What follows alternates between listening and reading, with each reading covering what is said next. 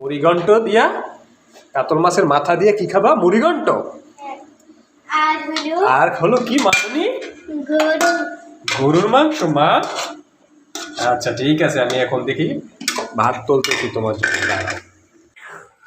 আম্মু তুমি কি মাংস খাবা না হাড্ডি খাবা?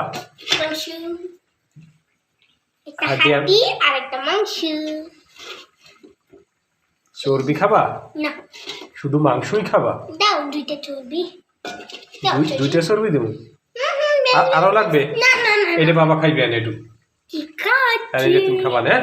ঠিক আমার একটু আছে। জলদি। এটা তো হইতেই আছে, এটা তুমি আর আমি খাবো। মানে আগে মাংস দিয়ে খাইলে, ওকে?